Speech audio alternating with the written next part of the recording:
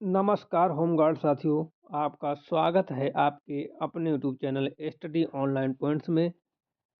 तो होमगार्ड साथियों, आप सभी लोगों का एक बार फिर से तहे दिल से स्वागत है study online points YouTube channel पर। आज की क्लास जो है आप लोगों के लिए बहुत ही ज़्यादा महत्वपूर्ण है। इस क्लास में जो है हम आपको टॉप 50 क्वेश्चन कराएंगे। टॉप 50 क्वेश्चन कराएंगे और ये क्वेश्चन कराएंगे और आपको सॉल्यूशन बताएंगे। लेकिन आपको करना क्या है, आप लोगों को ये करना है कि सारे क्वेश्चन को जवाब देते चलना है। और आपको 50 नंबर में 50 क्वेश्चन में आपने कितने कर पाए, यानी कि 50 नंबर में आपको कितने नंबर मिले, ये आपको ध्यान देना है। और आप लोगों को कोशिश करना है कि आप लोग 50 में से कितने 40 नंबर तो ले आओ। ठीक है, ठीक है होमगार्ड साथियों, आप लोग 50 में 40 नंबर ले आइए। इससे आपका जो है, जैसे कि 100 नंबर का पेपर होगा तो उसमें 80 प्लस मार्क्स की तैयारी अभी से हो जाएगी और अभी 2 महीने का टाइम है। तो उसमें हम लोग 15 नंबर और इंक्रीज करेंगे तो कुल मिला के हमारा जो स्कोर हो जाएगा, उस 100 में टारगेट रहेगा 95 का। ठीक है, 95 का टारगेट रहेगा लाने का। तो हम लोग 90 नंबर तक तो पहुंच ही जाएंगे और 90 नंबर लाकर हम लोग वर्दी पहन लेंगे। तो बस आप लोगों को इस क्लास को पूरा देखना है और क्वेश्चन जो है मैच करते हुए चलना है और सारे क्वेश्चनों का जवाब देते हुए चलना है। प्लीज़ आप लोग जवाब ज़रूर देना। जवाब देने से जो है आपका कॉन्फिडेंस लेवल बढ़ जाएगा और आपको पता चलेगा आपको कितने क्वेश्चन आ रहे हैं। ठीक है, तो थोड़ा सा टाइम निकाल कर इस क्लास को पूरी देख लीजिए। ज़्यादा बड़ी क्लास नहीं है, 50 क्वेश्चन है, इंपॉर्टेंट क्वेश्चन है। और ये क्वेश्चन अगर आप लोग सभी क्वेश्चनों का जवाब दे देते हो तो आपकी तैयारी भी पता चल जाएगी। ठीक है, एग्जाम का लेवल भी पता चल जाएगा, क्योंकि ये क्वेश्चन जो है प्रीवियस ईयर के क्वेश्चन हैं। ठीक है, जितने भी कांस्टेबल की परीक्षा हो चुकी है, कांस्टेबल नहीं, होमगार्ड की परीक्षा हो चुकी हैं, तो होमगार्ड की परीक्षा से हमने सारे क्वेश्चन उठाए हैं। ठीक है, तो अच्छे से मतलब क्वेश्चन उठाए हैं, अच्छे लेवल के क्वेश्चन उठाए हैं। तो उस हिसाब से हमने तैयारी की है। तो यदि आप लोग अभी तक स्टडी ऑनलाइन पॉइंट्स पर नए हैं और चैनल को सब्सक्राइब नहीं किया है, तो सभी लोग चैनल को सब्सक्राइब कर लीजिए, बेल आइकन को प्रेस कर दीजिए ताकि आने वाली वीडियो का नोटिफिकेशन सबसे पहले आपको मिल सके। ठीक है, तो बिना टाइम वेस्ट किए आज की क्लास को स्टार्ट करते हैं। आप लोग सारे सवालों का जवाब देते हुए चलना। ठीक है, पहला क्वेश्चन आ रहा है स्क्रीन पर। पहला क्वेश्चन है कि सांसारिक दुखों से मुक्ति हेतु बुद्ध ने किस मार्ग का उपदेश दिया। सांसारिक दुखों से मुक्ति हेतु बुद्ध ने किस मार्ग का उपदेश दिया। Which path which path did Buddha preach to end worldly suffering? मतलब संसारिक दुखों से मुक्ति हेतु बुद्ध ने किस मार्ग का उपदेश दिया, पंचशील, मध्यम मार्ग या अष्टांग मार्ग या तीर्थ। तो संसारिक दुखों से मुक्ति हेतु बुद्ध ने जो है मार्ग दिया था, वो दिया था अष्टांग मार्ग का सिद्धांत दिया था, अष्टांग मार्ग दिया था। बुद्ध ने अष्टांग मार्ग का उपदेश दिया और इसमें 8 सिद्धांत शामिल हैं। यह सम्यक दृष्टि, कर्म, ध्यान पर आधारित है। यह दुख निरोध का मार्ग है और यह निर्वाण की ओर ले जाता है। बौद्ध धर्म का मूल आधार है। Option number C is correct है। कितने बच्चों का सही हुआ है? जितने बच्चों का सही हुआ है एक नंबर अपने आप को दे दीजिए और लास्ट में काउंट करना कितने नंबर 50 में आपके बने। ठीक है, तो बिना टाइम वेस्ट के अगला क्वेश्चन हम शुरू करते हैं और अगला क्वेश्चन आ रहा है स्क्रीन पर। अगला क्वेश्चन है, केंद्रीय श्रम बोर्ड कहाँ स्थित है? केंद्रीय श्रम बोर्ड कहाँ स्थित है? क्वेश्चन सारे सिलेक्टेड हैं। Where is the central labour board located? Mumbai, Kolkata, Chennai, New Delhi. Mumbai, Kolkata और चेन्नई, नई दिल्ली। तो इसका जो सही जवाब है वो ऑप्शन नंबर सी है, नई दिल्ली में स्थित है। केंद्रीय श्रमिक नई दिल्ली में स्थित है। यह श्रम मंत्रालय के अंतर्गत आता है। यह श्रमिक कार्यालय से संबंधित है। यह नीतियों का सलाह देता है, औद्योगिक संबंध सुधारने में सहायक है और राष्ट्रीय स्तर पर इसका महत्व है। ऑप्शन नंबर सी करेक्ट है। कितने बच्चों का ये सवाल सही हुआ? जल्दी से कमेंट बता दीजिए और आप लोग आंसर ही देते चलना। ठीक है, कि कौन सा सही है, नई दिल्ली लिख देना कमेंट में, सही हो जाएगा। शरीर के संतुलन के लिए मस्तिष्क का कौन सा भाग उत्तरदायी होता है? अगला क्वेश्चन है, शरीर के संतुलन के लिए मस्तिष्क का कौन सा भाग उत्तरदायी होता है? मेंडुला, सेरिब्रम या सेलिबेलम या पोसा। तो इसका जो सही जवाब है ऑप्शन नंबर सी सही जवाब है। सेलिबेलम मस्तिष्क का पिछला भाग होता है। यह शरीर के संतुलन का और समन्वय को नियंत्रित करता है। चलने, दौड़ने और खड़े रहने में इसकी भूमिका होती है। मांसपेशियों की गतिविधियों को नियंत्रित करता है। इसके खराब होने से संतुलन बिगड़ जाता है और इससे इसलिए इसे बैलेंस सेंटर कहा जाता है। ऑप्शन नंबर सी जी करेक्ट है, सेलिबेलम। कितने बच्चों का सही हुआ जल्दी से बता दीजिए। अगला क्वेश्चन है कि बुद्ध ने निर्वाण प्राप्ति को सरल बनाने के लिए कितने शीलों पर बल दिया? बुद्ध ने निर्वाण को प्राप्ति को सरल बनाने के लिए कितने शीलों पर बल दिया? 3, 5, 8, 10। तो इसका जो सही जवाब है 10 शीलों पर बल दिया। भगवान बुद्ध ने पंचशील का उपदेश, ये नैतिक आचरण के 10 नियम हैं। इसमें अहिंसा, सत्य, आस्तेय, ब्रह्मचर्य और अपरिग्रह शामिल हैं। इनका पालन करके व्यक्ति निर्माण को प्राप्त करता है। और बौद्ध धर्म में पंचशील का विशेष महत्व होता है। ये सामान्य ग्रंथों के लिए बनाए जाते हैं। नोट, ये थोड़ा इंपॉर्टेंट पॉइंट है, नोट हमने डाल दिया है इंपॉर्टेंट पॉइंट में कि परिचय, सम्यक दृष्टि, सम्यक संकल्प, सम्यक वचन, सम्यक कर्म, सम्यक आजीविका, सम्यक व्यवहार, सम्यक स्मृति और सम्यक समाधि, ये 10 जो हैं बौद्ध के आर्य सत्य हैं। ठीक है, बुद्ध ने निर्माण के लिए जो 10 ये बताए थे शिला, वही 10 शिला है। कौन कौन से हैं एक बार फिर से देख लीजिए कि सम्यक परिचय एक, सम्यक दर्श संयम सल, एक बार फिर से दोबारा बोल देता हूँ कि देखो, पहला है परिचय सम्यक, दूसरा है दृष्टि, तीसरा सम्यक संकल्प, तीसरा है सम्यक वचन, चौथा है सम्यक कर्म, पांचवा है सम्यक आजीविका, छठा है सम्यक व्यायाम और सातवां है सम्यक स्मृति, आठवां है सम्यक समाधि और 9 और 10 कौन से हैं? 9 और 10 हैं ये सत्य, अहिंसा, ब्रह्मचर्य, अपग्रह। ठीक है, ये मिलाकर कुल मिलाकर 10 है। ठीक है, 8 यहाँ पर है, 2-3 यहाँ मिलाकर कुल मिलाकर 10 दिया था। ठीक है, कितने बच्चों का सही हुआ जल्दी से कमेंट बता दीजिए। ठीक है, 10 हैं। कितने बच्चों को पहले से पता था? जल्दी से कमेंट करके बताइए। और अगला क्वेश्चन है कि सविता मेडिकल का मूल क्या है? सविता मेडिकल का मूल क्या है? तो ये हिंदू थी। क्या थी? हिंदू थी। और ये क्या थी? हिंदू तो थी, लेकिन ये कबीरपंथी थी। क्या थी? कबीरपंथी थी। कबीरपंथी ऑप्शन में आ जाए तो कबीरपंथी लिख देना। ऑप्शन नंबर ए करेक्ट है। ठीक है, सविता अम्बेडकर भीमराव अम्बेडकर की पत्नी थी। किसकी थी? सविता जो है, सविता अम्बेडकर जो थी, भीमराव, डॉक्टर भीमराव अम्बेडकर की पत्नी थी। उनका मूल धर्म हिंदू था, बाद में उन्होंने बौद्ध धर्म को स्वीकारा। डॉक्टर अम्बेडकर ने 1956 में धर्म ग्रहण किया। उनके साथ लाखों अनुयायियों ने धर्म परिवर्तन किया। यह सामाजिक समानता का प्रतीक था। ऑप्शन नंबर जो है ए करेक्ट है। नोट, ये नोट इंपोर्टेंट है बच्चों। सविता अम्बेडकर का जन्म पुणे के एक कबीरपंथी पुराठी सारस्वत ब्राह्मण परिवार में हुआ था। उनका परिवार पुरागुत था और उन्होंने जाति के बंधनों को परवाह नहीं की थी। वह पढ़ने में बहुत कुशल थी। ठीक है, तो ये कबीरपंथी मराठी आ जाए तो ये भी सही जवाब होगा। हालांकि यहाँ पर ऑप्शन नहीं दिया था, इसलिए हिंदू है। लेकिन कबीरपंथी आ जाए तो हिंदू ने छोड़ के कबीरपंथी लगा देना, ये भी सही हो जाएगा। ठीक है, तो दोनों पॉइंट याद रखना। अगले क्वेश्चन पे चलते हैं। भारत में दूसरा सबसे बड़ा कृषि आधारित उद्योग कौन सा है? भारत में दूसरा सबसे बड़ा कृषि आधारित उद्योग कौन सा है? सूती वस्त्र, चीनी उद्योग, जूट उद्योग या कागज उद्योग? भारत में दूसरा सबसे बड़ा कृषि आधारित उद्योग कौन सा है? Which is the second largest agro based industry in India? सूती वस्त्र उद्योग, चीनी उद्योग, जूट उद्योग, कागज उद्योग? तो इसका जो सही जवाब ऑप्शन नंबर बीच करेक्ट है, चीनी उद्योग। भारत में सबसे बड़ा कृषि आधारित उद्योग सूती वस्त्र है और दूसरे स्थान पर चीनी उद्योग है। यह गन्ने पर आधारित उद्योग है। ग्रामीण रोजगार में इसका बड़ा योगदान है। उत्तर प्रदेश और महाराष्ट्र प्रमुख राज्य हैं। यह उद्योग किसानों की आय को बढ़ाता है। ऑप्शन नंबर बी करेक्ट है, चीनी उद्योग। कितने बच्चों का सही हुआ कमेंट बता दीजिए। अगला क्वेश्चन है, संविधान के किस अनुच्छेद में संशोधन कर अनुसूचित जाति एवं जनजाति आयोग की स्थापना की गई?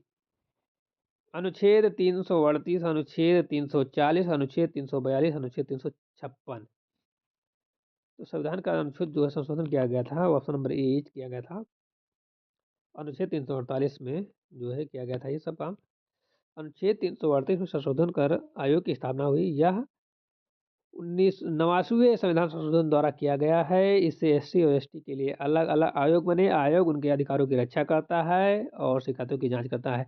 सामाजिक न्याय सुनिश्चित करना इसका उद्देश्य है। ऑप्शन नंबर ए करेक्ट है। कितने बच्चों का सही हुआ? आप लोग ईमानदारी से जवाब देना। ठीक है, अगला क्वेश्चन है कि विम कडफिशस ने किन धातु के सिक्के चलवाए? भीम कडफिशस ने किन धातु के सिक्के चलवाए? Which metal coins were issued by Vima Kadphises? केवल तांबा, सोना और तांबा, चांदी और तांबा या सोना और चांदी? तो उन्होंने जल चलवाए थे, वो सोना और तांबा के चलवाए थे। विड कडफिशस कुषाण वंश का प्रसिद्ध शासक था। वह भारत में सोने के सिक्के चलाने वाला प्रथम शासक माना जाता है। उसने सोने और तांबे दोनों धातु के सिक्के चलवाए और इन सिक्कों पर शिव की आकृति भी मिलती हैं। इससे उस काल की आर्थिक समृद्धि का पता चलता है। कुषाण काल में व्यापार अत्यधिक विकसित था। ऑप्शन नंबर बच्चों बी सही है। कितने बच्चों का सही हुआ? ईमानदारी से जवाब देते चलना। अगला क्वेश्चन है, राष्ट्रमंडल यानी कॉमनवेल्थ की स्थापना किस वर्ष की गई थी? 1919, 1926, 1931, 1947? राष्ट्रमंडल कॉमनवेल्थ की स्थापना किस वर्ष की गई थी? ऑप्शन नंबर सी करेक्ट है। 1931 में जो है राष्ट्रमंडल यानी कॉमनवेल्थ की स्थापना की गई थी। राष्ट्रमंडल की स्थापना 1931 में हुई थी। यह वेस्टमिंस्टर संविधि के बाद अस्तित्व में आया। इसका उद्देश्य ब्रिटिश उपदेशों को जोड़ना था। भारत में इसका सदस्य रहा है। इसका संगठन राजनीतिक सहयोग को बढ़ावा देता है।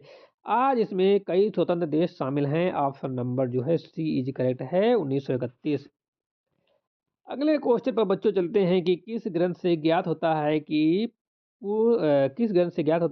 पुष्यमित्र शुंग ने 2 अश्वमेध यज्ञ किए थे? किस ग्रंथ से ज्ञात होता है कि पुष्यमित्र शुंग ने 2 अश्वमेध यज्ञ किए थे? तो इसका सही जवाब ऑप्शन नंबर बी। ये जो था मालविकाग्निमित्रम।